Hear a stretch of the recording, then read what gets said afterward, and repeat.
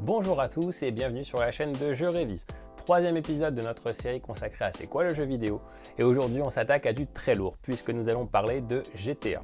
Alors quelles sont les origines de cette série? En quoi consiste ce type de jeu? Même si je pense que vu l'ampleur du phénomène que c'est, vous en avez certainement déjà entendu parler. Nous allons essayer de voir également en quoi il est déconseillé auprès de vos enfants, mais je vais essayer de vous montrer aussi et de vous prouver qu'en pouvant détourner sa fonction première en se servant de quelques éléments du jeu, on peut l'utiliser pour travailler et apprendre des choses. J'espère que vous êtes maintenant prêts à vous plonger dans le monde violent et impitoyable de GTA. Attention, c'est parti, générique.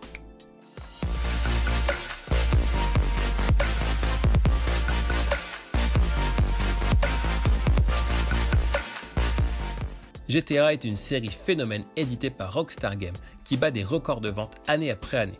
Ce sont maintenant plus de 110 millions d'exemplaires du seul GTA V qui se sont écoulés depuis sa sortie en 2013.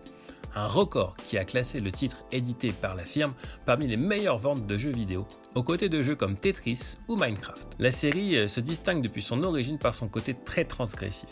En effet, nous allons la plupart du temps incarner des gangsters dont le quotidien est partagé entre vol, braquage, meurtre, prostitution et autres joyeusetés du genre. Le titre va donc se destiner clairement et exclusivement à un public adulte. Dans ce 5e épisode, petite nouveauté, le joueur va pouvoir incarner 3 personnages différents, tous criminels.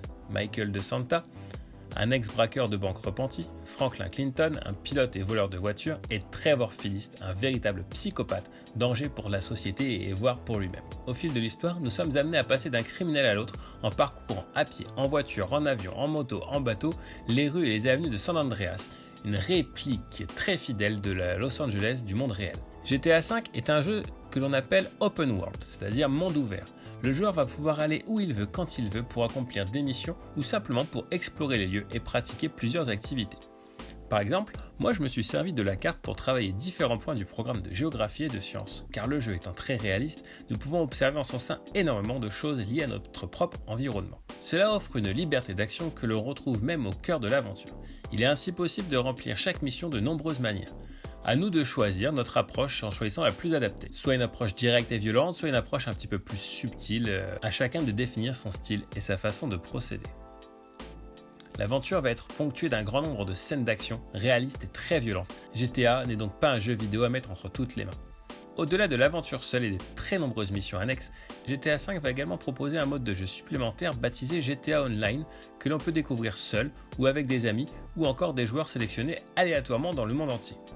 Ce mode profite très régulièrement de mises à jour qui vont permettre aux joueurs de renouveler constamment leur expérience du jeu. Et maintenant que nous venons de présenter un petit peu plus en détail ce qu'est GTA V, attardons-nous sur les points de vigilance que j'ai pu noter pour ce jeu. Tout d'abord, bien évidemment, la violence. Dans GTA V, la violence se retrouve sous de nombreuses formes, présente dans les affrontements, elle fait aussi partie de la mise en scène du jeu et des dialogues. Pour cette raison, ce jeu ne se destine clairement pas aux mineurs. Certaines scènes peuvent être même particulièrement choquantes pour les joueurs les plus sensibles. Je pense par exemple à la scène de torture avec Trevor, qui à elle seule peuvent résumer les soucis que peut causer ce genre d'image sur un public jeune.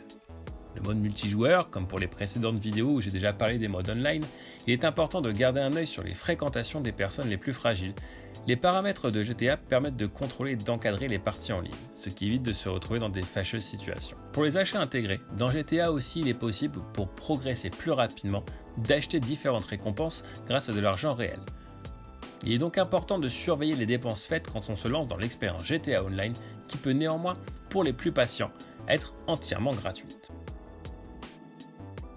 Un petit point également au niveau du temps de jeu, le mode de jeu principal de GTA V, l'aventure et ses nombreux à côté, peuvent occuper un joueur pendant des dizaines d'heures.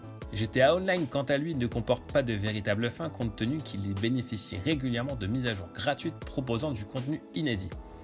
Un petit peu comme un MMORPG, jeu massivement multijoueur en ligne, GTA Online va vous inciter à rester connecté des heures pour évoluer dans ce monde virtuel. À vous de savoir doser correctement votre expérience de jeu afin que votre pratique ne devienne pas excessive. Je vais maintenant nuancer ces points de vigilance avec quelques points positifs que j'ai pu noter. Comme j'en ai déjà parlé un petit peu plus tôt dans la vidéo, on peut exploiter GTA à des fins pédagogiques pour enrichir des séances de géographie ou de sciences. En effet, la richesse et l'immensité de la map m'ont permis de travailler les espaces urbains, les espaces ruraux, les zones industrielles ou portuaires, l'agriculture, les zones touristiques, les énergies renouvelables et d'autres projets sont encore à l'étude, donc restez connectés pour la suite. Et voilà, je pense que nous avons assez bien résumé la situation. GTA n'est vraiment pas un jeu à mettre entre toutes les mains, de par ses aspects violents et l'apologie du crime qu'il en fait. Vraiment, ce jeu peut heurter la sensibilité des plus jeunes ou des personnes les plus fragiles. Donc faites vraiment très attention et soyez vigilants à ce que font vos enfants ou vos adolescents avec ce jeu. Néanmoins, j'espère aussi avoir réussi à vous montrer qu'en utilisant certains aspects du jeu, comme la carte et sa richesse d'environnement, on peut travailler certains éléments avec, comme j'ai pu déjà le prouver dans certaines vidéos précédentes. Si vous avez aimé cette vidéo, comme d'habitude, je vous invite à la partager et à liker. Et si vous n'êtes pas encore abonné à la chaîne et que les contenus vous plaisent, n'hésitez pas à nous rejoindre. En attendant, portez-vous bien et prenez soin de vous. Salut!